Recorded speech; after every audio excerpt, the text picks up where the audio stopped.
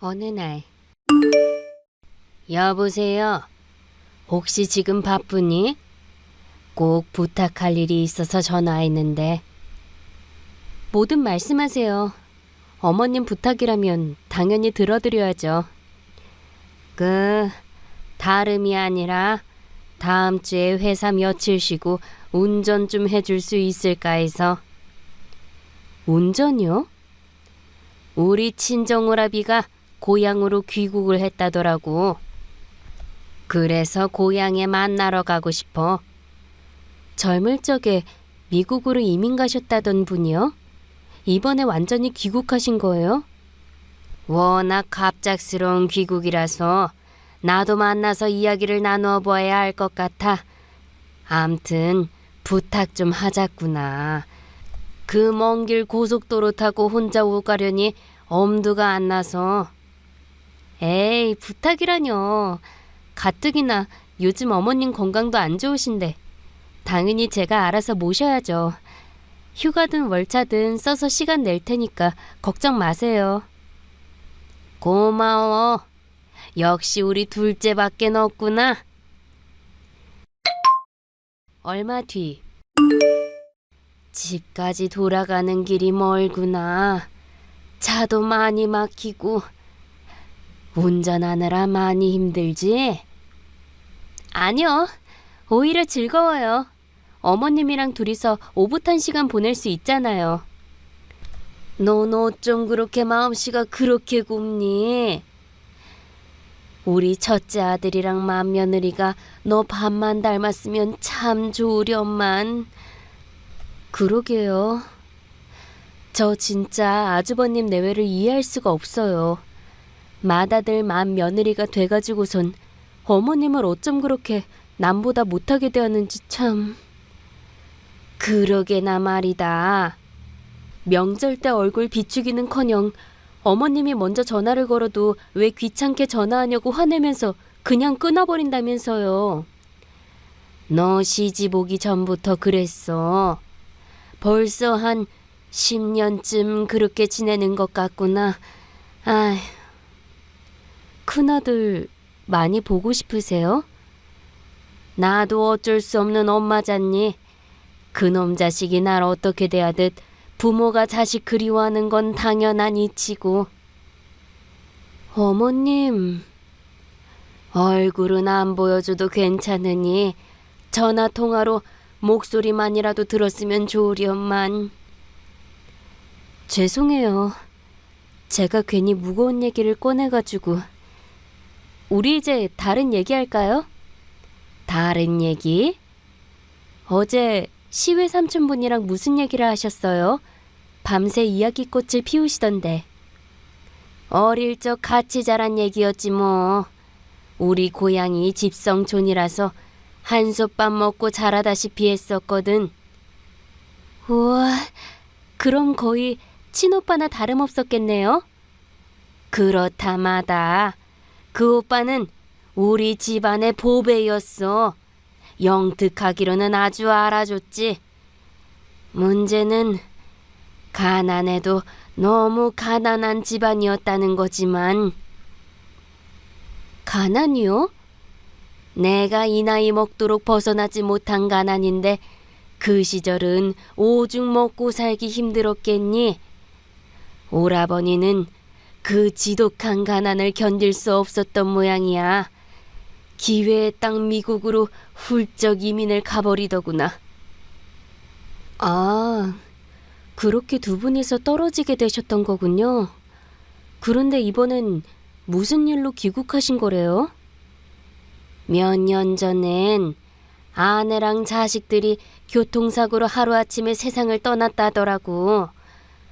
그래서 우리 오라버니는 고향에서 임종을 맞으려고 귀국한 거야. 임종이요? 하루아침에 가족을 잃은 슬픔이 오죽했겠니. 지난 몇 년간을 마음의 병으로 시름시름 앓다가 임종이라도 고향 땅에서 맞이하고 싶어서 기력세한 몸이 끌고 아주 어렵게 귀국했다더구나. 에이, 그래도 임종이라는 말은 조금 속상하네요. 기왕지사 고향에 돌아오셨으면 오래오래 행복하게 지내셔야죠. 왜? 사람은 원래 자기 떠날 날을 미리 안다고 하잖니? 우리 오라버니도 아마 그걸 느꼈던 모양이야. 그럼 저희 이렇게 해요, 어머님. 제가 주말마다 고향에 모셔다 드릴 테니까 시외 삼촌이랑 즐거운 시간 많이 보내세요. 그럼 시외 삼촌께서도 건강이 조금은 나아질 수 있지 않겠어요? 웃음은 만병통치약이라는 말도 있잖아요. 그렇게 해주겠니? 당연하죠. 제가 어머님 막내 며느리니까요. 고맙구나. 정말 고마워. 몇 달 뒤. 이봐요, 재수씨. 나 지금 사업일로 중요한 회식 중이라고 했잖아요. 근데 왜 자꾸 전화해서 사람 귀찮게 굽니까? 지금 회식이 중요해요?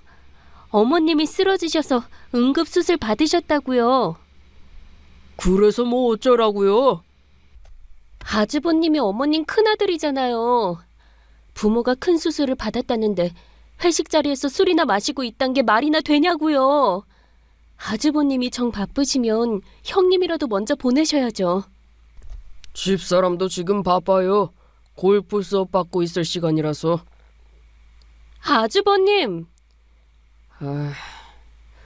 그 여자 지금 죽었답니까? 뭐, 그 여자라고요? 무슨 그런 막말을... 그 여자 아니고 아주버님 어머니세요. 아, 글쎄, 난 가난한 엄마 따위 필요 없다니까 그러시네. 아무튼 그 여자 죽을 날 되면 그때서야 연락하세요. 그때는 유산 정리 차원으로라도 얼굴 한번 비출 테니까. 어머님 아직 살아 계시거든요? 근데 무슨 유산 얘기를 함부로 입에 담는 거죠? 왜요? 재수 씨도 우리 엄마 유산에 관심이 있다 이건가요? 말 같지 않은 소리 좀 작작하세요.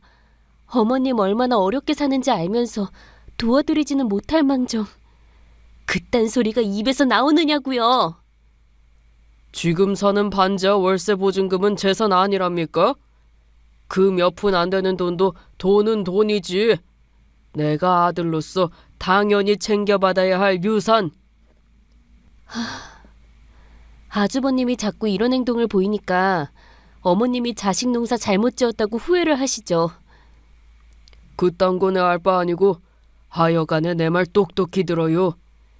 재수 씨 남편은 우리 집안 빚줄 아니니까 행여라도 그 여자 죽고 나서 유산 한 푼 가져갈 생각 말아요. 비 한 방울 안 섞인 그놈한테 단돈 100원 한 장이라도 넘어가는 꼴 난 못 보니까.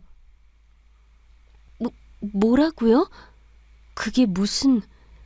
암튼 난 지금 바쁘니까 진실은 당사자한테 직접 듣든가 말든가 하시고 그 여자 죽어 나자빠진 다음에서야 연락해요.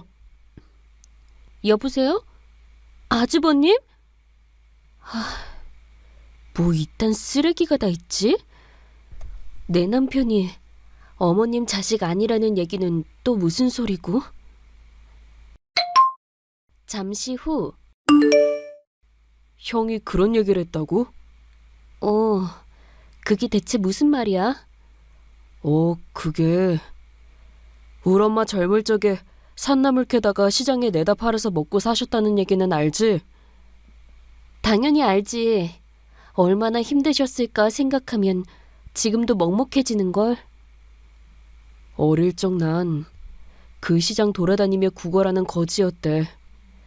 그런 날 엄마가 거두어 주시고 당신 호적에 둘째 아들로 올려서 키워주셨어. 호적에는 어떻게 올리셨던 거래? 가난하면 입양 허가 잘 안 하잖아. 그땐 아기일 때 세상 떠나는 자식들이 워낙에 많아서 어느 정도 큰 다음에서야 호적에 올리는 일이 많았던 시절이었잖아. 그래서 내가 우리 엄마 호적에 올라갈 수 있었던 거야. 엄마가 뒤늦게 출생신고하는 척 호적에 내 이름 올려주셨으니까. 그랬구나. 그럼 혹시 아주버님이 그때 일로 어머님한테 앙심을 품게 된 거야? 어머님이 친아들보다 의붓아들을 더 사랑하셔서? 그런 건 절대로 아니야. 엄만 형이랑 나를 아주 공평하게 사랑하셨으니까. 근데 아주버님은 대체 왜? 허영심 많은 형수님이랑 결혼하면서부터 형이 조금씩 변하기 시작했어. 돈 하는 소리를 입에 달고 다니기 시작하더라. 그러다 형이 사업을 시작하게 되면서 나한테까지 불똥이 튀어버렸고. 불똥이 당신한테까지 튀어? 형이 엄마한테 그러더라고. 찢어지게 가난했던 주제에 무슨 거지까지 데려다 아들로 키웠냐고. 양아들한테 쓸 돈 아껴서 재산 모아두었으면 자기 처음 사업 시작할 때 사업자금 떡하니 대줄 수 있었지 않느냐면서. 있는 놈이 더한다더니 아주버님이 딱 그 꼴이네. 내 말이 형이 사업가로 성공한 이후부터는 틈만 나면 엄마를 무시해대기 시작하더니 결국 거의 연락을 끊어버리더라. 그래서 아주버님 내외가 우리 결혼 때 코빼기도 안 비쳤던 거구나. 엄마도 믿고 나는 더 밉다면서. 어머니 참 속 많이 상하셨겠다. 잠시만. 간호사한테 전화 왔어. 여보세요? 네. 네, 알겠습니다. 왜 그래? 혹시 엄마가... 어머니 깨어나셨대. 다행이다. 너무 다행이다, 여보. 잠시 후. 어머님. 놀라게 해서 미안하구나. 아니에요. 별거 없어졌으면 된 거죠. 근데 우리 아들들은, 제 남편은 의사 선생님이랑 얘기 중이고요. 아주버님은 안 봐도 뻔해. 가난한 엄마 죽어 없어질 날만 기다리고 있겠지. 옛날엔 화목했던 우리 집안이 어쩌다가 이렇게 되었는지 원. 너 보기에 면목이 없구나. 아니에요. 오히려 그럴수록 제가 더 어머님께 잘해야죠. 실은 어머님이 저희 남편 거두어 주셨다는 얘기 다 들었거든요. 그랬구나. 혹시 실망했니? 내가 둘째 친엄마가 아니라서? 아니요. 오히려 더 감사하고 더 효도해야겠다는 생각이 들던걸요. 어머님께서 제 남편에게 보내주신 은혜를 평생 제가 다 갚을게요. 그러니까 오래오래 건강하셔야 해요, 어머님. 둘째 며느리의 효도 오래오래 받으셔야죠. 고맙구나, 고마워. 얼마 뒤. 여보세요? 어머님 전화를 왜 동서가 받아? 지금 링거 맞고 계세요. 너무 많이 울어서 탈진하셨거든요. 암튼 동서도 시외 삼촌 장례식장에 있단 거지? 네. 근데 형님이랑 아주버님은 오늘도 안 오실 참이에요? 가고 안 가고는 얘기 듣고 결정하려고. 그건 또 무슨... 시외 삼촌한테 유산될 만한 재산 있다는 얘기 못 들었어? 그 집 가족이 싹 죽어 없어지는 바람에 우리 시어머니 말고는 상속받을 사람도 없을 거 아니야. 결국 또 돈 얘기 때문에 전화한 거네요. 당연하지. 동서도 자기 남편이 친아들 아니라는 것쯤은 이제 다 알고 있을 거잖아.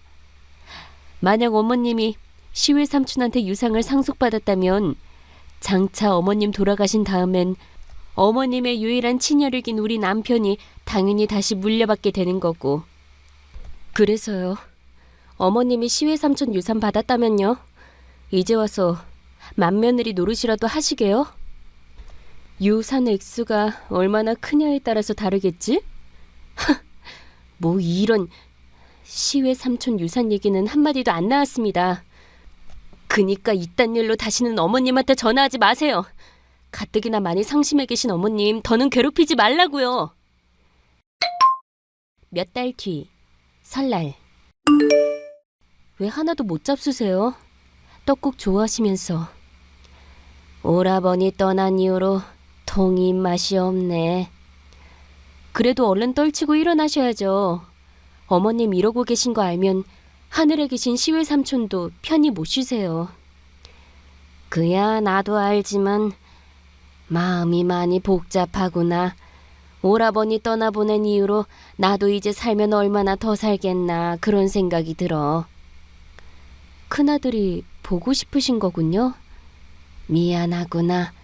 자존심도 없고 미련스러운 시어머니 같지? 아니요. 어머님께서 일전에 말씀하셨잖아요. 부모가 자식 그리워하는 건 당연한 이치라고요. 몹쓸 사람은 아주버님 내외지 어머님이 나쁜 사람은 아니기도 하고요. 그래서 전 어머님 심정 다 이해해요. 아, 그럼 있잖니 둘째야. 제가 대신 전화라도 해볼까요? 그렇게 해주련? 당연하죠. 제가 어머님을 위해 못할 일이 뭐겠어요. 잠시 후. 여보세요, 형님? 오늘이 설인데 혹시 시댁에 안 오시나 해서 전화드렸어요. 내가 거길 왜 가? 어머님이 큰아들을 많이 보고 싶어 하세요. 시외 삼촌 돌아가신 이후로 당신께서도 앞으로 살면 얼마나 더 살겠냐는 생각을 하고 계시는 것 같더라고요. 그래서 뭐 어쩌라고? 형님이랑 아주버님이 오셔서 세배라도 드리면 어머님께 마음의 위안이라도 될 것 같아서요. 물려줄 유산도 제대로 없는 노인네 뭐 이쁘다고? 끽해봤자 지금 사는 반지하 월세 보증금밖에 더 있어? 이보세요, 형님. 아, 시끄럽고. 가진 것도 없이 냄새만 풍기는 노인네가 그렇게 좋으면 동서나 열심히 잘 모셔. 우리는 그 노인네 죽어 나자빠진 다음에서나 유산으로 반지하 월세 보증금 챙기러 갈 테니까는. 잠시 후. 그년이 정녕 그랬단 말이지? 네, 어머님. 제가 미처 대꾸도 하기 전에 전화를 끊어버리더라고요. 이런 저 죽여도 시원치 않을 것들. 앞으로 그놈 새끼들 내 자식 아니야. 내 유일한 자식은 너랑 막내 아들 뿐이다. 그러니 지금부터 내가 하는 말 잘 듣거라. 네, 어머님. 얼마 전에 세상 떠난 울 사촌 오라비가 나한테만 남긴 유산이 있단다. 그 전부를 너희 앞으로 미리 상속해 주도록 하마. 시외 삼촌께서 유산을 남기셨다고요? 장례식 땐 그런 얘기 없었잖아요. 오라버니랑 나랑 둘이서만 나누었던 얘기야. 그치만 저흰 유산에는 관심이 없어서요. 물려받으신 재산이 얼마나 되는지는 모르겠지만 어머님 노후 편안히 보내는데 보태 쓰셔요. 난 그저 우리 둘째랑 둘째 며느리 효도만 있으면 충분해. 더군다나 나 혼자 쓰다가 가기엔 오라버니가 남긴 유산이 너무 크기도 하고. 대체 얼마나 큰 재산이길래요? 놀라지 말고 듣거라. 그게 얼마나 큰 재산이냐면 말이다. 얼마 뒤. 죄수씨 정말 1억이야? 그러는 아주버님이야말로 남의 집에 대뜸 쳐들어와서 이게 무슨 행패시죠? 내가 지금 행패 안 부리게 생겼어? 우리 엄마 재산을 재수씨 내가 독차지해버렸는데? 언젠 부모 아니라면서요. 그땐 엄마가 쥐뿔도 없는 개털일 때 얘기고 외삼촌이라는 노인네가 100억씩이나 되는 재산을 상속받은 지금은 얘기가 다르지. 가난할 땐 부모 아니고 돈 있을 땐 귀한 우리 어머님이다. 뭐 이런 버러지 같은. 거 시끄럽고 어떻게 된 영문인지 설명이나 해. 가난 때문에 도망치듯 이민 갔다던 외삼촌이랑 양반이 대체 무슨 수로 100억씩이나 되는 재산을 모았다는 건데? 미국으로 이민 가셔서 처음엔 온갖 허드렛 일을 하면서 어렵게 사셨다더라고요. 그럼에도 한국인 특유의 근면 성실한 자세로 열심히 일하면서 그렇게 모은 돈으로 작은 세탁소 하나를 시작했고요. 그 작은 세탁소에서 열심히 일하면서 차곡차곡 모은 돈으로 세탁소 분점을 하나씩 둘씩 늘려가게 되었고 마침내 세탁소 프랜차이즈 업체 사장님 자리에까지 오르셨던 거죠. 겸사겸사 재테크도 열심히 하셔서 100억씩이나 모으셨던 거고요. 그래서 그런 유산을 왜 우리 엄마한테? 모르셨어요? 시외 삼촌 미국 유학 갈 때 당시 시어머니의 아버지께서 가진 재산 전부 팔아가지고 비행기 값을 대주셨대요. 집안에서 가장 똑똑했던 시외 삼촌 하나만큼은 넓은 세상에서 살게 해주고 싶으시다면서요. 그러니 시외 삼촌 입장에서는 저희 시어머니께 그때의 은혜를 유산으로 갚으셨던 거죠. 몇 년 전 교통사고로 인해 가족이 모두 세상을 떠나는 바람에 딱히 다른 상속자가 없기도 했고요. 오케이, 일단 알겠어. 알겠는데 그 돈을 왜 재수 씨네가 독차지해? 그쪽 남편은 주워온 자식이잖아. 우리 엄마 친자식은 나 하나뿐이잖아. 근데 왜 친자식인 나만 쏙 빼놓고 엉뚱한 당신네들이 독차지하느냐고. 아휴, 진짜 막말을 아주. 뭔가 단단히 착각하고 있는 모양인데 당신네들은 이제 어머님 자식 아니야. 나랑 내 남편만이 우리 어머님의 유일한 자식이지. 우리 엄마 피 한 방울 안 섞인 주제에 무슨. 어머님 핏줄만 이어받았으면 뭐하니? 자식 노릇 한번 제대로 한 적 없는 개차반 주제에. 뭐가 어쩌고 어째? 내가 어디 틀린 말 했니? 내 남편은 말이야. 비록 어머님이랑 피는 안 섞였지만 마음으로 끈끈하게 엮인 부모 자식 사이거든. 심지어 100억씩이나 되는 재산을 전부 다 물려줘도 하나도 아깝지 않은 효자 중의 효자. 기어이 우리 엄마 재산을 독차지하시겠다. 독차지하는 게 아니라 지켜내겠다는 거야. 당신네들 같은 개차반 손에 들어가지 않도록. 나 참. 이봐 재수씨, 상속법엔 유료분이라는 내용이 있어. 우리 엄마가 죽어서 상속해준 유산이든 살아있는데도 미리 물려준 유산이든 어찌되었건 우리 엄마 유산인 이상 유료분 조항에 따라 친자식인 나한테도 절반을 물려받을 권리가 있는 거라고. 그니까 소송 걸기 전에 50억 얌전히 내놔. 착각하지 마. 우리가 어머님께 물려받은 재산의 출처는 시외 삼촌께서 어머님한테 남긴 유산이야. 만약 그 재산이 어머님께서 직접 이룩하신 재산이라면 호적상 아들인 당신에게도 유류분의 권리가 있겠지만 재산의 출자가 시외 삼촌의 유산인 이상 당신들은 일체의 권리가 없어. 당신들은 시외 삼촌의 재산 형성에 단 한 톨도 기여한 바가 없으니까. 아니, 난 인정 못해. 비싼 변호사 고용하고 소송해서라도 50억 받아갈 거야. 우리도 법률적 검토 다 마쳤거든. 그니까 이용하고 싶으면 마음대로 해. 법정에서 아주 잘근잘근 밟아줄 테니까. 이후 재판에서 저는 완벽한 승리를 거두었어요. 저희가 어머님께 물려받은 재산의 출처는 시외 삼촌의 유산이었는데 개차반 큰아들 내외는 시외 삼촌의 재산 형성에 기여한 바가 없으니 애초에 상속 유류분에 해당되는 재산 자체가 아니었거든요. 그렇게 100억을 지켜낸 저희는 시어머니를 아주 잘모시며 호강시켜드리고 있지만 개차반 큰아들 내외는 끝내 알거지가 되어버리고 말았어요.